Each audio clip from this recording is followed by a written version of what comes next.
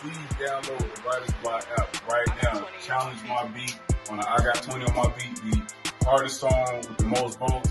You already know we're gonna get your free feature from Boots. You already know you're gonna get the free feature from me. Whoever get the most votes, you gonna win. So you gotta go. Yeah, you already know it's your boy Nas, the guy Hip Hop is Real. We here with a legend in the game, man. Lyricist extraordinaire, the one and only Mickey Factz. He could front to anybody if he want, but we are here at Hip Hop is Real. We know what's going on, man. You know what I'm saying? Mickey, how you been? We had an amazing show with a bunch of elite artists. How you feeling right now, man? Feeling good, man. It's good to be around the lyricists, the best lyricists right now that's out here. You know what I'm saying? So, you know, everything is everything. Special. What up, King? How you doing? Oh, man. Pleasure's all mine, brother. How you doing, brother? Oh, man. I love what you do, King. Love what you do. Keep up the great work, brother. Seriously, man. Seriously, man. You know, and I definitely appreciate what you do. I try.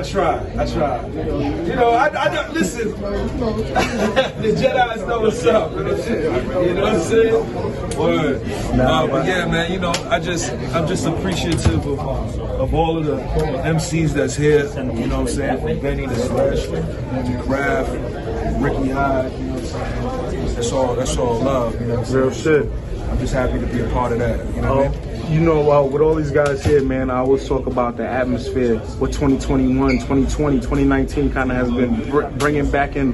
It's like the era of lyricism, the era of people wanting to hear people talk about things with substance. Being creative with your words is back in style. Yeah. What do you attribute that to? Why is that now the feeling right now out there in the streets? I mean, I think a lot of it, you got to give a lot of credit to Griselda. You know what I'm saying? You got to give a lot of credit to what they was doing in Buffalo, Ransom. You know what I'm saying? Shout out to Rand. You know, all of these guys is, you know, talented artists that really tapped into a sound of hip hop that people is missing and people love. And it's just dope to see that resurgence, and it just kind of skyrocketed after Benny did you know, Plugs I Met, you know what I mean? And then from there, you know what I'm saying, the pandemic hit and we all in the crib, and you know, when you in the crib you want to hear that shit. So I'm just happy that everybody is like back to rapping, you know what I'm saying, because it feels good to hear that from talented MCs. And even yourself, man, as far as in the game, you not playing around. You and Royce started a whole conversation about just lyricism, just talking about, you know, what things, like the levels that you could go to, you know what I'm saying? Lupe, you guys bringing it all together and things like that, from the point of y'all challenging each other, whatever, whether love is a little lost and, you know, y'all things are repaired later on in the future, however it is, but it's all about the word, about the lyricism. You know what I'm saying? How important was those conversations to you, you know what I'm saying, being on the level that you on in the game? I mean, I just wanted to have that conversation with MCs that were top level MCs, right? And I feel like that conversation don't really be had for the fans to see. Like, we always was DMing each other or texting each other like, yo, you super nice with it, but like never publicly, right? And I feel like that was something that I always wanted to do, was show that love publicly, and get how MCs break their stuff down. And I think it was well received. A lot of people loved it. You know, obviously it went left, but you know, at the end of the day, I still feel like hip hop, you know, aside from just the words, is a feeling, right? It's this foundation of, you know, showing that you're nice, showing your side of what's being nice, right? Like, you know, like Special and Benny, like they show the street side of it. Like me, I show the lifestyle side of it. Like, you know what I'm saying, the nigga that's from the hood but don't really dabble in the streets too much, but get wild fly, get honeys, you know what I'm saying, tour, travel, play video games, and I'm still good in the hood. Like, that's how it always was for me. That's why I was always accepted everywhere I went, you know what I'm saying? So it's just, everybody got their thing when it comes to what they do, and I do what I do at a high level, at least. I wanted to always get your opinion, right? When Ransom was on My Expert Opinion with Matt, there was a clip where he was like, you know, the super lyrical guys be looking down at the street type, you know what I'm saying, lyricists and shit like that. Where do you put yourself in that box? And if so, you know, if you're speaking from that super lyrical side and things like that, what's your mind state or your retort to that statement? I mean, I don't consider myself super lyrical. Like, okay, I feel like I'm just like whatever the beat calls for. Like, okay, like I can do what Lupe and Royce and Crooked Eye and Black Thought do, but then I could also like get on a track with Ransom and RJ Payne. And, what you have. And I have recently, right? and did crazy, yes, right? Yes, 100%. Then I could also jump on a record with, you know, John Legend, Bruno Mars, and then I could also jump on a record with Skrillex and DJ Sentex and stuff like that. So I'm everywhere with it. So I don't consider myself super lyrical because I have a lot of love for the street level MCs. Like what Ransom is doing is just. So did you agree with his statement though, as far as guys that might look like that and look at the difference? Like somebody might say, "Yo, Benny Nice, well, he's not on the Lupe level or spitting like that or this, that, and the third." How do you judge that level of genius? I mean, I think Lupe, right? Like I think he loves that stuff. You know what I'm saying? And I feel like Royce does too. Royce has worked with those guys, so I feel I think that's like what Ransom might have said that because he's thinking like the fans. They're always pitting us against each other in the comments and stuff like that. But it's not really like, niggas got love for these MCs. A lot of these guys we looked at, we studied, we researched, and you know, we got a lot of love for them. I don't consider us above a street level lyricist or above a horrorcore lyricist or above a nerdcore lyricist. Got you. You know what I'm saying? So lyricists, all rappers. And we all do what we do, you know? Fire. And just within the culture of battle rap real quick, man, what do you think about battle rap not only ascending, becoming higher with what URL, Caffeine, Drake, and all of that is doing, but also I feel like it's merging with the industry of hip-hop. You know, I'm talking to guys out here, Raph, you know, Benny, these guys are mentioning these battle rappers. Right. I spoke 38 and talked about Twork, and like these guys know what these guys do, respect what they do, and I feel like the level is growing to where these guys can occupy, in a sense, the same space.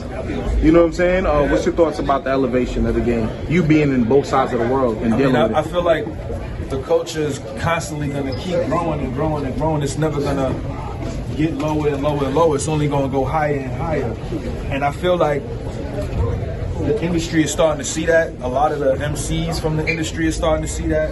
You know, I saw it way back in 2009, 2010, you know, and I just always had a love for the culture. I wasn't afraid to step out and go to a Smack concert or Smack event when nobody wanted to go. At one point, I was literally the only nigga who had a deal that was going to Smack battles. That's crazy. I remember going to Club Element when X Factor battled Tech 9. Like, I was the only MC that had a deal that was in there. Fire. You know what I'm saying? So like, I've been on it. I've never been afraid to be a part of that side of the culture, and I always knew that it was going to continuously grow. But that's when you have foresight, and I've always had foresight when it comes to anything, you know what I'm saying, dealing with life.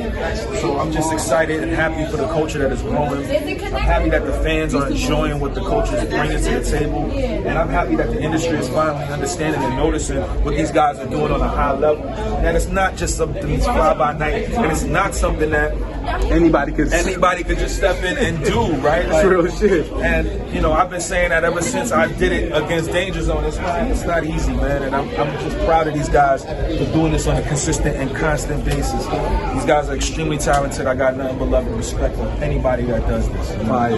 Last thing I want to ask, Drake card, big announcement, Twork versus Rock. We just seen Twork is out here, you know what I'm saying, getting love from the people and this, that, and the third. Who you putting your money on, man?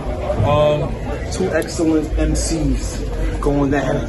Two generational rappers. I'm a betting man, and I bet on Surf to beat John John. Yes, I seen that. I seen that interview. So I would have to put money on Twork because Drake is gonna be there. He's not gonna fumble the pack in front of Drake. Nah. He's not. Some people may say he was in the $100,000 tournament. 100,000. You know what I'm saying? Ricky! Fire. My nigga Ricky. Yeah. He ain't fumbling the pack with Drake right there. No. Right there. Absolutely not. 100,000. You know. J-Rock said, "Don't fuck up my classic." I know he not gonna play with Tay Rock. He not gonna play with Drake in front of him. I got Twork 2-1. Twerk 2-1. The Fire Battle Classic, you think, or? I think it's gonna be a classic. I think we're probably gonna see one of the best Twerks and one of the best Tay Rocks. You know, I think he went through his rough patch. You know, when you go through your rough patch, you gotta take the bumps and the bruises. You know, I said some things to him. I got blocked on Twitter. You know, he was being too honest. Yeah, I was having fun with it. But that's because I put so much praise and love on him in the beginning, right? You know what I'm saying? I had so many conversations with him about his music and about his alcoholism and things like that.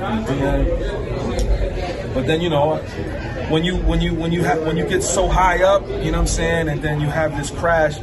In his mind, he's probably like, "Yo, man, you're supposed to, come through and show love." And, I told some jokes here and there. But it wasn't anything serious. Yeah, not out of malice or anything. No, I was never out of malice. Gotcha. It's all entertainment. I still got love for him. I know he's gonna come back and kill. I think he's gonna beat Rock 2-1. I think it's gonna be a classic. I think it's gonna be the best Twerk we ever seen and one of the best Rocks we're gonna see. Fire. Boy, Twitter, we putting this shit together, and this some big shit. It might be the start of your career.